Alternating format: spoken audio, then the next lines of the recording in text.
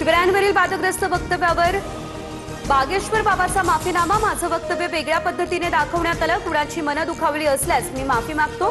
बागेश्वर बाबाकडून दिलगिरी व्यक्त। लग्न करून हिंदूंची संख्या वाढवण्यात योगदान देणार, 4 मुलं करण्याच्या वक्तव्यावर बागेश्वर बाबांचं हे विधान।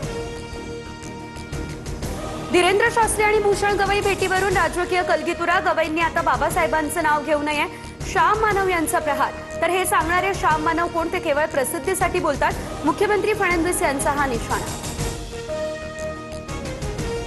भाजपच्या बुवा बाबांकडून इतिहासाची मोडतोड। मुख्यमंत्री आणि सरसंघचालकांनी बुवाला का रोखलं नाही, संजय राऊतांचा हा सवाल। चुकीच्या विधानांचं समर्थन नाही, पण साधू संतांचा अपमान खपवून घेणार नाही, बन यांचा हा इशारा।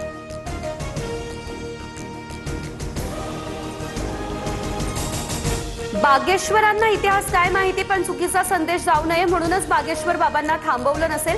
मुख्यमंत्र्यांच्या भूमिकेवरून संजय शिरसाट यांचं हे वक्तव्य।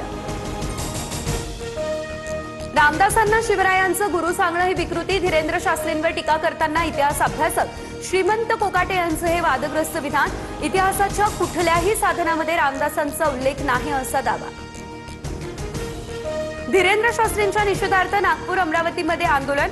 मराठा सेवा संघ जिजाऊ ब्रिगेडकडून आंदोलन करत निषेध, तर बागेश्वर बाबाला महाराष्ट्रात बंदी घाला, काँग्रेसची ही आक्रमक मागणी। नीलम गोऱ्हेंऐवजी अभिजित बिचुकलेंना विधान परिषदेवर घ्या, तृप्ती देसाईंची उपमुख्यमंत्री शिंदेंकडे ही मागणी।